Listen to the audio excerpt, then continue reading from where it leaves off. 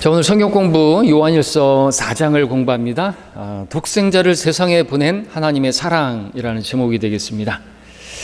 4장 10절을 먼저 읽으면 여기에 사랑이 있으니 우리가 하나님을 사랑한 것이 아니요 그분이 우리를 사랑하시고 그의 아들을 우리의 죄들을 위하여 화목제물로 보내신 것이라 말씀하고 있죠. 다른 데 사랑이 있는 게 아닙니다. 참사랑, 우리 조금 전에 불렀던 찬양처럼 참사랑, 진짜 사랑은 여기에 있는데 바로 하나님의 사랑이죠. 하나님께서 우리를 사랑하셔서 독생자를 보내신 화목제물로 우리의 죄들을 위하여, 우리 죄들을 없애기 위해서, 제거하기 위해서, 내 죄를 대신하여 심판받기 위해서, 형벌받기 위해서 그렇게 예수 하나님의 아들을 십자가에 내어 죽게 하신 이 사랑이죠. 이 사랑은 우리가 측량할 수 없습니다. 하늘을 두루마리 삼고 바다를 먹물 삼아도 표현할 수 없다는 말 그대로죠. 자, 1절부터 3절까지를 우리가 먼저 또 읽으면 진리의 영과 미혹의 영 소제목도 붙어 있습니다.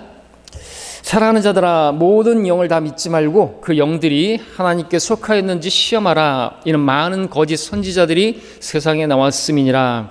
하나님의 영을 너희가 이렇게 알지니 예수 그리스도께서 육신으로 오신 것을 시인하는 모든 영은 하나님께 속한 것이요 예수 그리스도께서 육신으로 오신 것을 시인하지 아니하는 모든 영은 하나님께 속한 것이 아니니 이것이 적그리스도의 영이니라. 그것이 옳으라는 것을 너희가 들었으나 지금 그것이 이미 세상에 있느니라. 자, 요한은 이 적그리스도의 등장을 경고하면서 이 4장을 시작하고 있는데, 그때도 있고 지금도 있고 또 앞으로 등장하게 될 적그리스도, 그 적그리스도의 영, 미혹의 영인데, 그 거짓 말하는 영이 미혹의 영인데, 많은 그의 또 거짓 일꾼들을 통해서 사람들을 미혹하기 때문에 이렇게 경고하고 있는 것이죠. 다 믿지 말라는 것이죠. 강단에서 정말 많은 사람들을 대상으로 설교한다고 해가지고 또 그 사람의 어떤 스펙이 어느 유명한 인가받은 신학교를 나오고 그런다고 해서 신뢰하지 말라는 거죠. 아무나 믿지 말라는 거죠. 지난주 설교했던 것처럼 성경이라고 해서 다 같은 성경이 아니고 그 외모가 아름답고 가죽이 아주 훌륭하고 아주 보기에도 즐겁고 그런 성경이라고 선택하지 말라 이것이죠. 다 믿지 말라 이거죠. 같은 성경이 아닙니다. 하나님께서 원하시는 성경을 선택해야죠. 자, 오늘날 사랑에 대해서 왜곡된 가르침을 받은 교인들이, 기독교인들이 어쨌거나 거기에 하나님을 부르고 하나님은 사랑이시라 그러고 그런 이름만 있다고 한다면 그 누구와도 사랑으로 연합할 수 있다고. 성경은 사랑 안에서 진리를 말하라고 했잖아요. 거기에 진리가 없다고 한다면 사랑은 아무 의미가 없는 것입니다. 그 인본주의적인 사랑이죠. 성경은 그러한 사랑만 외치고 사랑이라는 이름으로, 예수 그리스도라는 이름만으로 거기에 다 모여서 우리 함께 연합하자 하는 그런 사람들에 대해서 분리를 명령하고 계시죠. 그런 데서 내 자신은 빠져나오라고 말씀하고 계시죠. 지난주 오후 설교 때 말씀드렸던, 오늘 사실 요한일서 4장의 그것을 바탕으로 지난주 오후 설교를 했었더랬는데 오늘 그 내용을 또 말씀을 드리지 않을 수가 없습니다. 일화를 말씀드렸죠. 아합 왕과 여호사밧 왕 함께 시리아와 전쟁을 치르는데 전쟁을 할지 말지 선지자들에게 물어보죠. 400명의 선지자. 밥 먹고 살기 위해서 선지자 짓을 하는 그러한 거짓 선지자들이었기 때문에 그들에게 말해봐야 그 아합 왕도 알아요. 가짜라는 걸. 어쨌든 물어보죠. 그래도 자기 어떤 나름의 확신을 갖기 위해서 물어보죠. 올라가셔서 왕께서 승리할 것입니다. 하나님께서 하게 하실 것입니다. 어떤 표적까지 보면서 그러죠. 그래도 찝찝하죠. 그래서 참된 미카야 선지자를 불러다가 예언하게 하죠. 근데 어차피 말해봐야 들을 것도 아니니까 올라가십시오. 주님께 승리해 주실 것입니다. 근데 그게 아니거든요. 전에처럼 안 하는 거예요. 주가 이같이 말하노니 하면서 말을 해야 되는데 안 하니까는 딱 알아채고 아합도 빨리 제대로 말해라고. 그러니까 이제 제대로 말을 하잖아요. 하나님께서 이 400명의 거짓 선지자들의 입에 거짓말을 넣었다 이죠. 이 선지자들에게 거짓말하는 영을 넣었다 이거죠. 미혹이다 이거죠. 올라가면 죽는다 이거죠. 근데 안 믿고 고집스럽게 400명의 많은 다수의 그러한 목사들의 말을 듣고 가서 전쟁을 했단 말이죠. 보기 좋게 패배하고 죽임당하고 여호사밧은 겨우 목숨을 부지하고 그 가운데서 그래도 하나님께서 자비 베푸셔가지고 그렇게 해서 소리 지르니까 아합이 아니다. 그러고서 이제 돌이켜서 아합에게 갔던 것이죠. 자, 그렇게 그 여호사밧 왕이 목숨을 겨우 부지하고 돌아왔을 때 그 선지자 예후가, 선견자 예후가 말하죠. 여호사밧 왕에게 말하기를 왕께서 악인들을 도와주시고 주를 미워하는 자들을 사랑함이 마땅함이니까 그러므로 주의 진노가 바로 왕에게 임할 것이다 라고 역대기야 19장 2절에서 그렇게 말합니다. 여호사밧 왕은 다윗의 길로 행했던 선한 왕이었습니다. 문제가 무엇입니까? 그게 문제가 신약에서도 말씀하고 경고하고 있는 것처럼 악한 사귐이 좋은 행실을 부패시키는 것이에요. 악한 사귐 다 믿지 말라 이거죠. 성경대로 믿는 그리스도인이라고 해서 다 믿을 게 아니라는 거죠. 외모를 보고 또 판단해서도 안 되는 것이고요. 교회를 오래 다녔다는 것으로도 판단해서도 안 되는 거죠. 지식이 많다고 해서 그 사람을 신뢰해서도 안 되는 것이고죠. 정말로 그리스도를 바르게 제대로 따르는 것인가, 주님을 사랑하는 것인가 이거죠. 그것을 볼 수 있어야 되겠죠. 미혹인가 아니면 진리인가 판단할 수 있어야만 하는 것입니다. 자, 근데 이렇게 우리가 이 거짓을, 미혹을, 거짓된 선지자, 또 거짓된 그러한 목사 구분하는 게 어려운 것이 사실입니다. 이유가 무엇일까요? 고린도서 11장에서 말씀하고 있는 것처럼 이 사탄의 종들이 의의 종으로 가장하는 데 있어서 아주 능하기 때문에 그렇죠. 진짜 같아요. 저하고 제가 지난주에 비교했던 유기성 목사나 오정현 목사나 또 정동수 목사나 비교해 보세요. 말이나 그죠? 어떤 인격적인 부분에 있어서나 이성 목사님이나 럭커 목사님이나 또 우리 성경대로 믿는 목사님들하고 비교해 보세요. 그분들과 저 제독교회 아주 할렐루야 하면서 하나님 사랑이십니다 하는 목사들하고 비교해 보라는 것이죠. 누가 진짜 목사 같아 보이냐 이거죠. 겉으로는 그렇게 가장하는데 능하기 때문에 구분하기 참 어렵죠. 때문에 우리는 어떻게 하면 사람들 안에서 역사하는 그 영을 분별해낼 수 있을 것인가 라는 그 질문에 대한 답을 분명히 가지고 있어야 하는 이유는 뭡니까? 속지 않기 위해서죠. 미혹당하지 않기 위해서.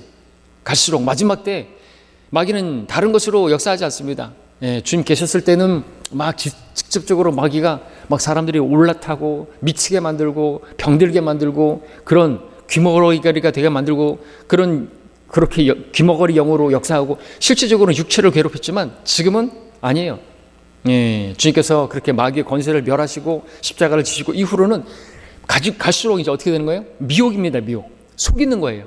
거짓 교리, 마귀들의 교리로 순진한 사람들의 마음을 미혹시킨다 이죠. 그래서 지옥 보내는 거예요.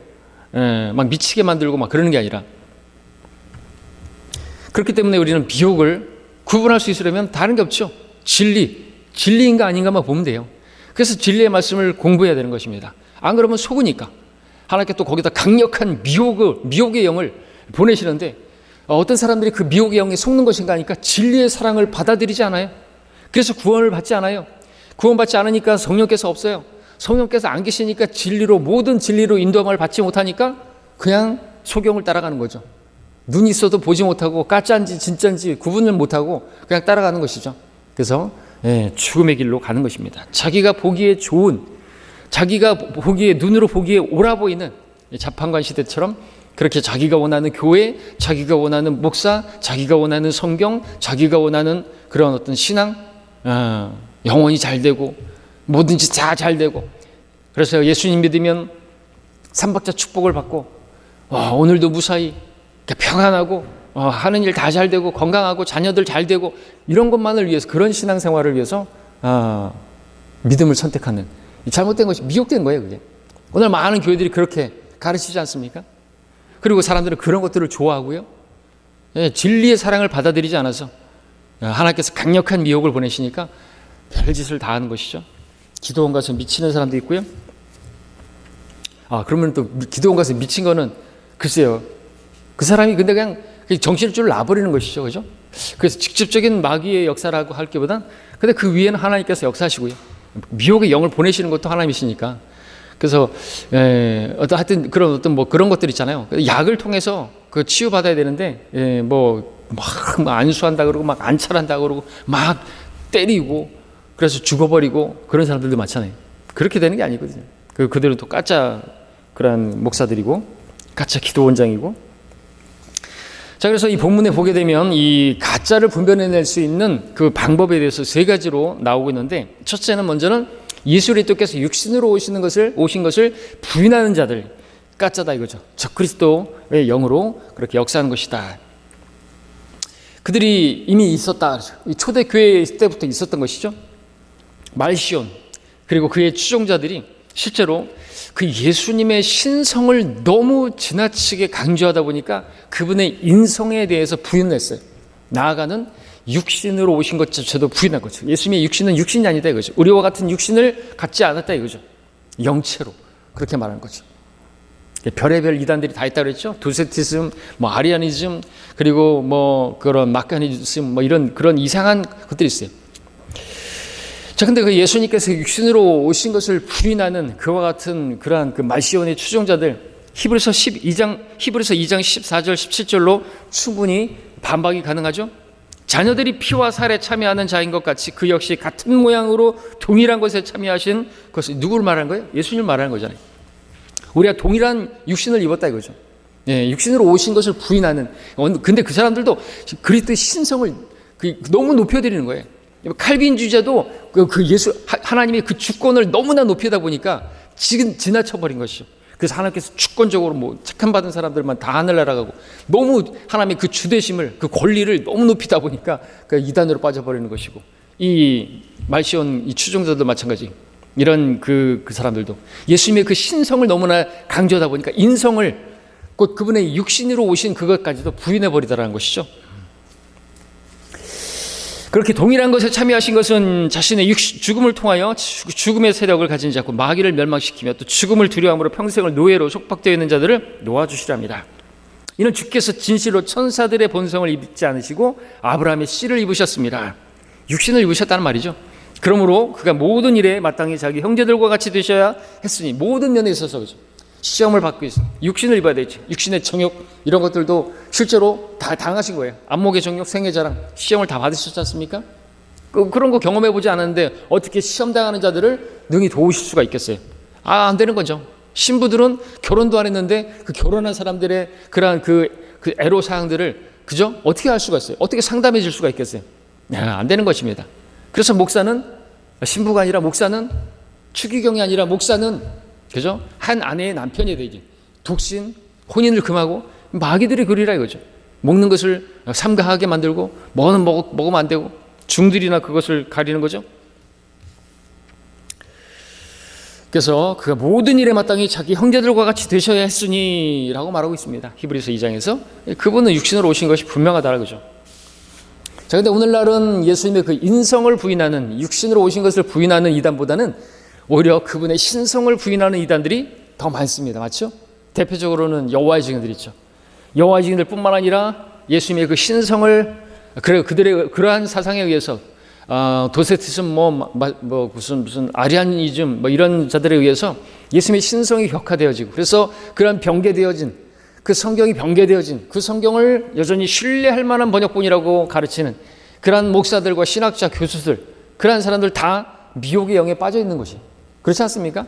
성경에 없음이라는 구절이 개혁성경 13구절이 없고 개혁 개정판은 14구절이 없고 요한일서까지 하면은 다른 것도까지 하면 더 많이 이제 없음이라는 게 있는 게 당연한 겁니까? 없음이라는 게 없는 게 당연한 겁니까? 내 말은 없어지지 않는다고, 1.1획도 없어지지 않는다고, 하늘 땅이 없어지지도 않았는데 없어졌어요? 하나님 말씀이? 예수님 거짓말쟁이죠. 그 예수님은 입에서 거짓말하는 영이 나온 거예요? 그 거짓 선지자들처럼? 말이 안 되지 않습니까? 이 기본적인 것도 모르는 사람들의 문제는 뭔지 아십니까? 미혹의 영이다 이거죠. 왜 저 사람이 그렇게 됐을까? 여러분 세뇌가 되면요, 이 세상에서도 세뇌가 되면 아무것도 안 보여요. 그것처럼 그렇게 보이지 않는 거죠. 너무나 분명하잖아요. 없으면 됩니까? 안 됩니까? 원래부터 없는 겁니까? 근데 우리는 다수 필사본 그게 중요한 게 아니다 이제. 후기 막 다수가 나온 게 중요한 게 아니다 이거죠. 아주 고대 사본에는 없다. 고대 사본이 뭔데요? 바티칸 사본은 10원의 사본, 거들떠도 안 봐가지고 도서관에다가 먼지 쭉 쌓인 거, 아니면 그 수도원에다가 그냥 불쏘시개로 했다가 남긴 그거 거기 없는 거, 그거를 신뢰해요? 오래된 게 좋은 게요? 아니라는 것이죠. 계속해서 그래서 사용되어져서 다수가 다 담고 있는데 그것도 구분 못해요? 뭐가 옳은지 분별을 못한다. 소경이다 이거죠. 그런 소경으로 사람들을 소경 만들고 지옥의 자식을 만드는 거죠. 배나도.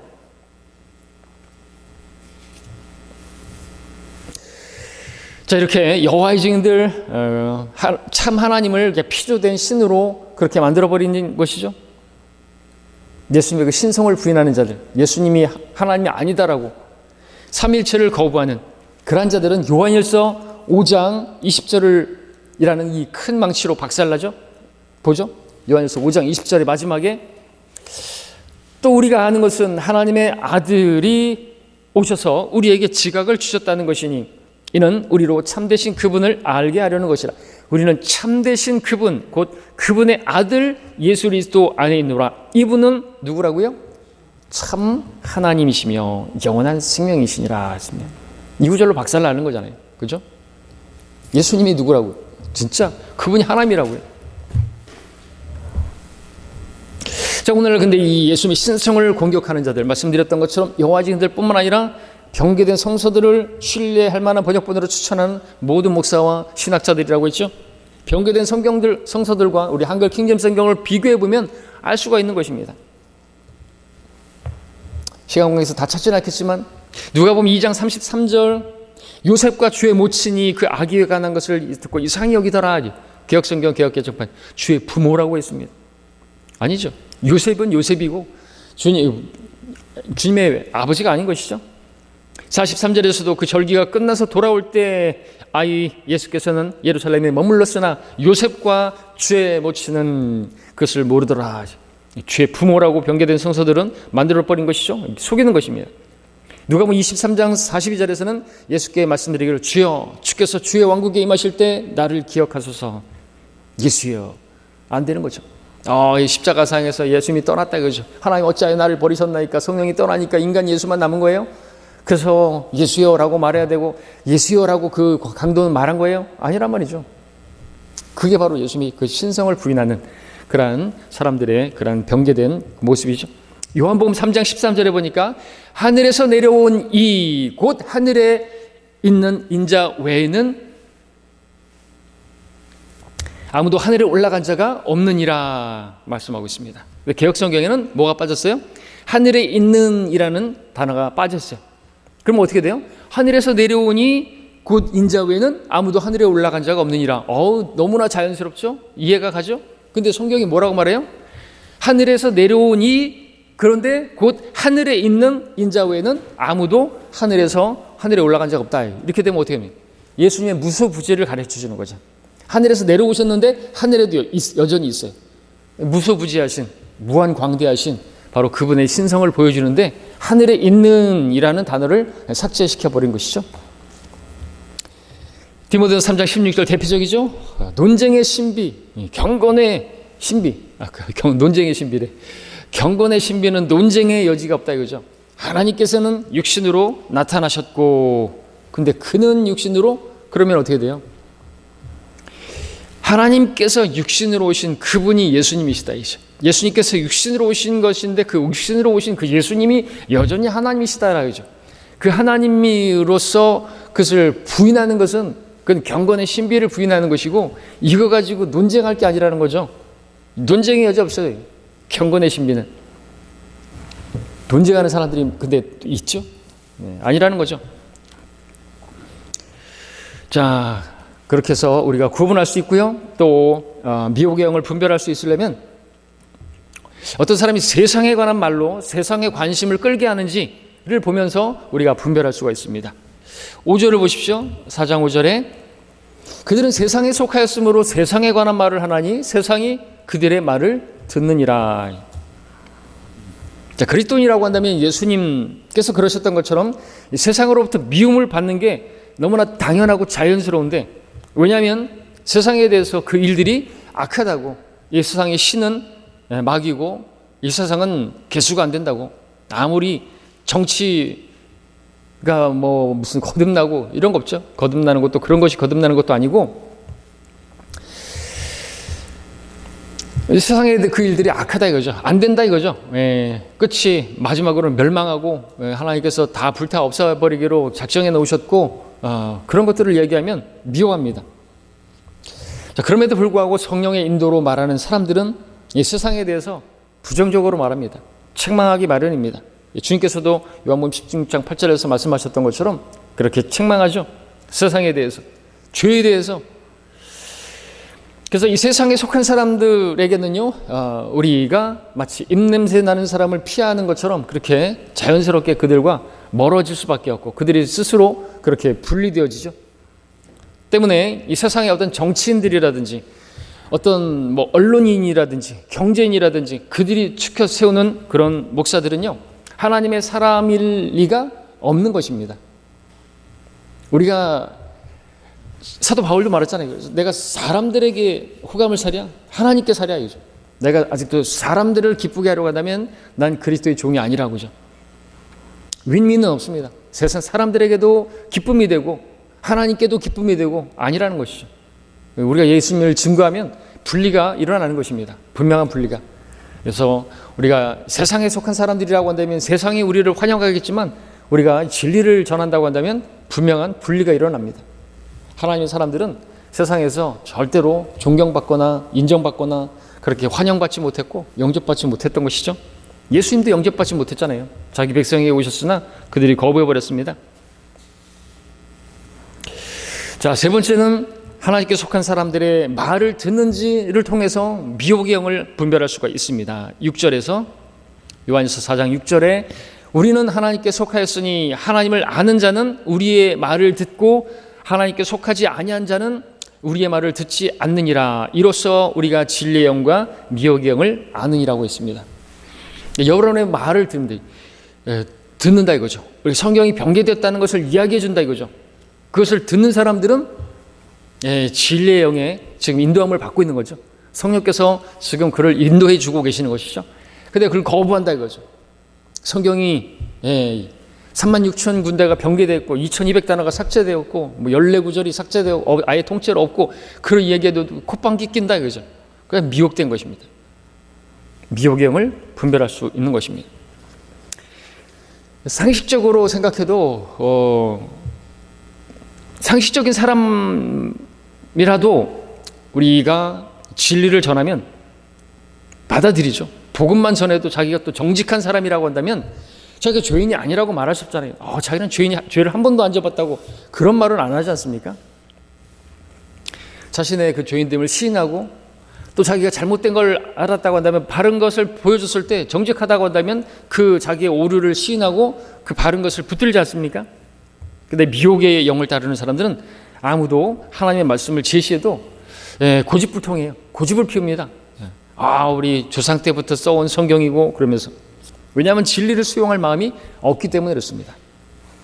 하나님께로부터 온 조언들을 수용하지 않는 사람과 함께 하다가 보면 저절로 그 사람이 어떤 사람인가를 알게 되죠. 벨리알의 사람임을 깨닫게 됩니다. 자, 근데 이때 문제는 무엇이냐? 정입니다. 육정. 육정은 언젠가 그가 조언을 받아들일 수 있을 거라고 하는 막연한 헛된 희망을 포기하지 못하게 만드는데 결국 마귀의 영에 사로잡힌 사람과의 그 관계를 정리하지 못함으로 인해서 함께 멸망하게 되는 것이죠. 구약의 이스라엘 재판장 그 엘리도 그랬죠. 자식 사랑 때문에 결국 하나님께 이제 심판받았죠. 육정으로 인해서. 다윗의 친구였던 요나단도 마찬가지입니다. 그도 그 아버지가 언젠가는 바뀌겠지 라고 하는 그 육정으로 인해서 다윗을 따라 나갔어야 돼요. 그 함께 멸망한 거 아니겠어요?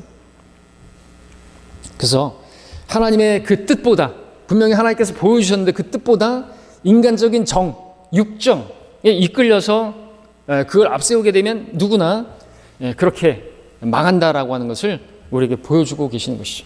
그래서 우유부담하는 법을 해야 되는 거예요. 물러터져서는 안 되는 거예요. 이래도 저래도 다 좋다고 하나님만 부르면 하나님은 사랑이라고 그 이름만 부르면 다 함께 사랑으로 연합하자 아니라는 것이죠. 성경은 오히려 분리를 명령하고 있습니다. 자, 하나님의 뜻보다 그래서 이 인간적인 정을 앞세우면 안 되는 것입니다. 분명히 구분해야죠. 그래서 주님께서 말씀하셨지 않습니까? 예, 누가 나를 발목 잡는 것인가? 아주 가까운 사람이거든. 가까운 사람. 그 통해서. 왜냐하면 그 정이 있기 때문에 그래요. 뗄 수가 없는 거예요. 내 자식, 내 부모, 내 며느리. 예. 그들과 어떻게 분리하냐 이거죠.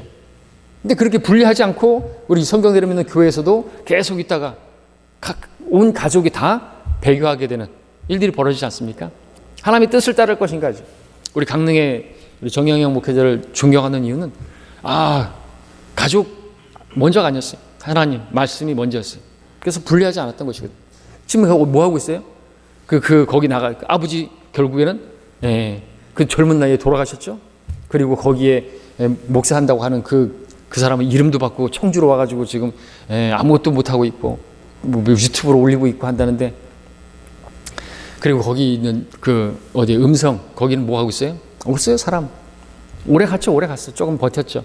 다 그렇게 흐지부지되고 부처처럼 돼버리는 것입니다. 하나님께서 세우지 않는 근본 없는 그러한 교회는요, 인정 안 하시는 것이죠. 그 끝을 보면 알 수가 있는 것입니다. 자, 그렇게 우리가 세 가지로 분별할 수가 있다라고 하는 것이고요.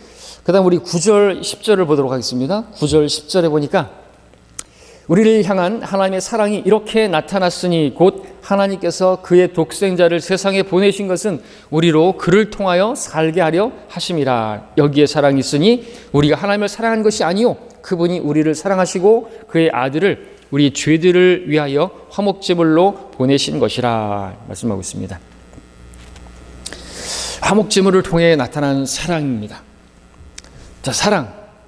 성경에서 첫 번째로 나오는 그 사랑이라는 단어가 첫 번째로 나오는데 어디 나와요? 창세기 22장 2절에 나오죠. 그건 아버지의 사랑입니다. 부성입니다. 아버지가 아들을 사랑하는 것이죠. 사랑은 주는 것입니다. 성경에 나오죠. 먼저 사랑하는 것입니다. 성경에 나오죠. 우리 주님께서 그렇게 보여주셨습니다. 그래서 주는 것이라 아버지는 그 아들에게 좋은 것을, 아니 모든 것을 주고자 하죠. 주님께서 마태복음 7장 11절에서 말씀하셨어요. 너희가 악하다 할지라도 너희 자녀들에게 좋은 것을 줄 줄 알거든. 하물며 하늘에 계신 너희 아버지께서 구하는 자들에게 좋은 것들을 주시지 않겠느냐. 자, 그런 아버지께서 만일 아들이 죽게 되었다고 한다면 어떻게 하겠어요? 그 아들을 대신해서 죽고자 하는 게 아버지의 마음 아니겠습니까? 실제로 그러한 마음을 품었던 다윗. 오, 내 아들 압살롬아, 내 아들 압살롬아, 하나님께서 너 대신 나를 죽게 하셨더라면. 사무엘하 18장 33절에서 말하죠. 이게 아버지의 마음이다 이거죠. 누구의 마음이에요? 이 다윗의 마음이 하나님 아버지의 마음이다 이거죠. 아들을 대신해서 아버지가 죽기를 바라는. 자, 아버지 하나님께서 그 독생자 예수님을 향해서 갖고 계셨던 사랑도 바로 이러한 사랑이죠. 그 사랑, 위대한 사랑입니다. 생각해 보십시오. 하나님께서는 전지하신 분입니다. 모든 것을 다 아시는 분이고 앞으로 되어질 일도 이미 된 것으로 없는 것도 있는 것처럼 부르시는 하나님이시죠. 모든 것을 다 아시는 모든 것의 아버지신 하나님께서 세상의 기초를 놓으시기 전부터 그분의 사랑 안에서 이루시고자 하시는 한 계획이 있으셨으니 그것은 자신의 형상으로 지은 그 하나님의 아들들로 이 세상을 통치하는 것이었습니다. 왕국을 삼게 하는 거죠. 양자 삼아서 이제 왕국을 통치하는 것이었습니다. 근데 그 계획에 큰 문제가 이제 발생할 것도 다 내다보시는 분이시죠. 첫사람 아담이 사탄에게 시험에 실패해서 죄인이 될 것도 다 아십니다. 공의로우신 하나님께서 그 죄에 대해서 반드시 심판하셔야 되죠. 예, 그 사람은 결국 심판을 받게 될 것입니다. 지옥에 가서 영원히 불타게 될 것입니다. 상황이 이렇게 될 것을 미리 아신 하나님께서 세상의 기초를 놓으시기 이전부터 이미 해법을 마련해 두셨는데 그 해법이라는 것이 충격적이게도 하나님의 독생자 아들의 혼을 속죄제물로 만들므로써 처리하는 것이었습니다. 이사야 53장 10절에서 그 혼을 속죄제물로 만드신다. 혼이 가는 곳이 지옥이에요. 주님은 지옥까지 가신 것이죠. 이 방법밖에는 방법이 없었습니다. 천사들을 비롯해서 천상의 존재들 그들에게 이 일을 맡길 수가 없어요. 왜냐하면 천사들은 영들이기 때문에, 속죄를 위해서는 피가 있어야 되기 때문에, 모든 것은 피로서 정결케 되기 때문에, 육체를 정결케 하는 것은. 그들에게는 근데 피가 없어요.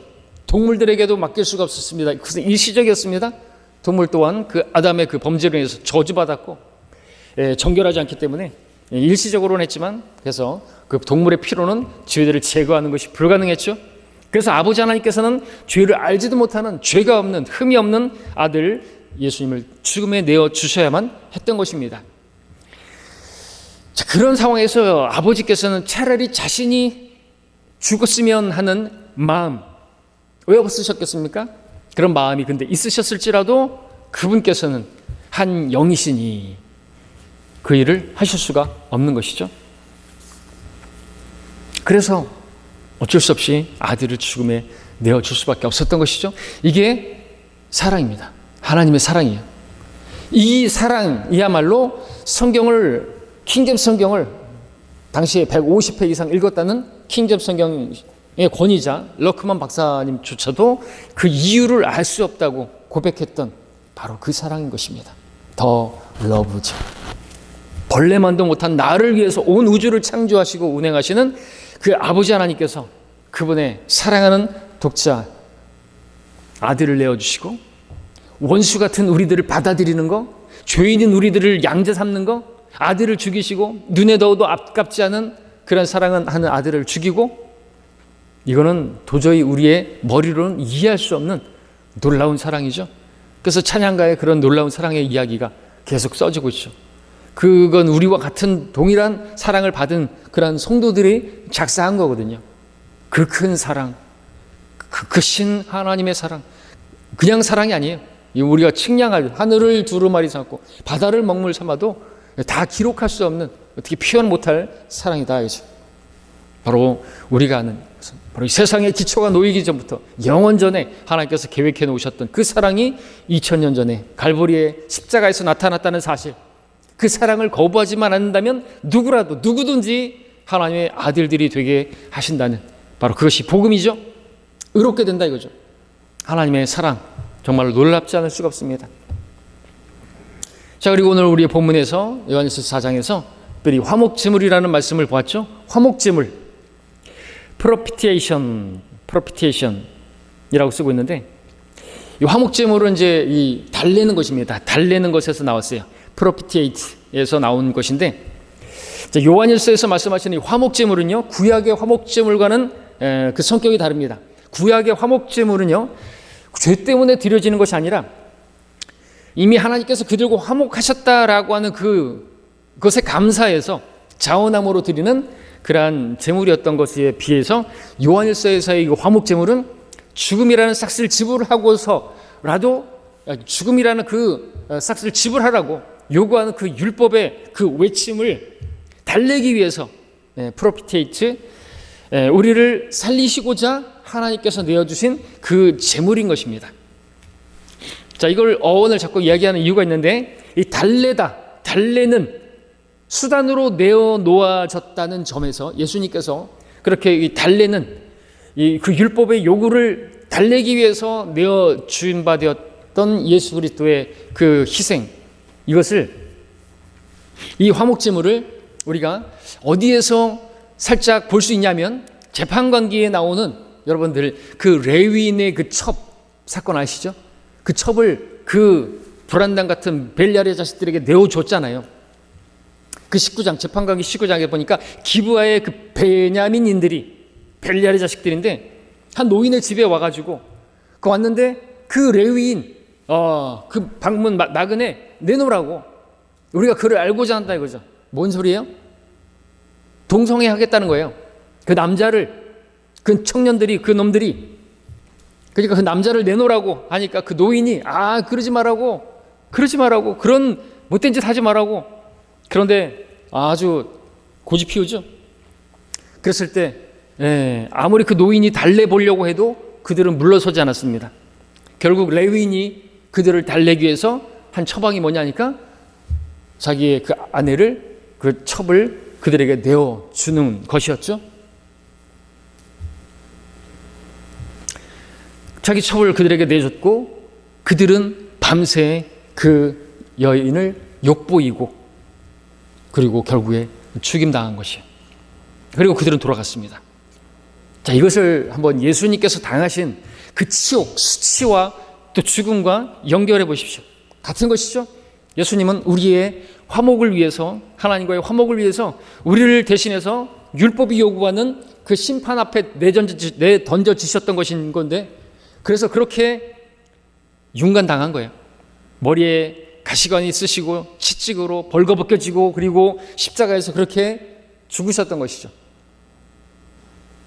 그 기브아의 베냐민인들이 그 레위인 첩을 윤관하고 아주 그냥 그렇게 못쓸 짓을 했던 것처럼 예수님께서 그 마귀 자식들에게 내던져져서 막 침뱉음 당하고 수염이 뜯기고 머리에 가시관이 씌어지면서 왕 만세 조롱당하고 그렇게 죽임당한 것이에요. 그 예수님이 바로 뭐라고요? 화목 제물이다 이거죠. 그런 일을 당하신 거예요. 내가 당해야 할 수치였는데 예수님이 당하신 것이죠. 자, 이러한 사랑을 받은 사람들은 서로 사랑하는 게 마땅하다고 11절에서 말씀하고 있습니다. 그리고 이 일을 통해 성도들은 자신과 또 세상 사람들에게 하나님을 증거하게 된다라는 것이고요. 즉 영이신 하나님을 본 사람은 아무도 없을지라도 서로 사랑하는 우리를 통해서 하나님의 사랑이 나타난다라는 거죠. 이런 놀라운 사랑을 받은 우리들끼리 서로 싸우고 사랑하지 않고 막 판단하고 정죄하고 그런다면 그 하나님을 알지 못하는 것이다라고 말씀하고 있죠. 하나님을 알지 못하는 거예요. 자, 그리고 여기서 또 우리가 마무리로 살펴볼 게 있는데 형제 사랑입니다. 계속해서 말씀드렸던 것처럼 요한일서 일반 서신이죠. 환난 교리가 있습니다. 요한일서에는 교회 시대 성도들이 적용할 수 있는 말씀들이 교리적으로 적용할 수 있는 말씀들이 많이 있습니다만 여기서 이 12절 같은 경우에 12절에서 우리가 서로 사랑하면은 하나님께서 우리 안에 거하신다는 이 부분에 있어서는 우리가 정신을 바짝 차리고 진리의 말씀을 올바로 나누어 공부하라는 그 말씀에 주의를 기울여야만 하는 것이죠. 요한일서가 교리적으로는 환난 시대를 겨냥한다는 것을 우리가 생각할 때 이 말씀이 형제를 사랑하는 그 마음을 닫고 또 그들과 양식을 나누지 않는다고 한다면 구원을 잃어버릴 수 있다고 하는 환난 교리와 일치한다는 것을 또 우리가 여기서 발견할 수가 있는 것이고 야고보서 2장에서도 그렇게 사랑한다고 말하면서 행동과 진리를 하지 않냐고 그냥 가서 먹고 마시라고 말로만 하면 그건 형제 사랑이 아니다 그렇죠. 환난 개념이다라고 하는 것을 우리가 알 수가 있는 것이죠. 자, 이렇게 요한일서 4장은 하나님의 사랑, 하나님을 사랑하는 사람으로서 마땅히 이렇게 형제 사랑을 강조하고 마무리가 되고 있고요. 하나님을 사랑하는 일, 형제 사랑과 나눌 수 없는 10계명도 나눠져 있지만 나눠진 게 아니죠. 그 10계명을 2계명으로 나눴죠.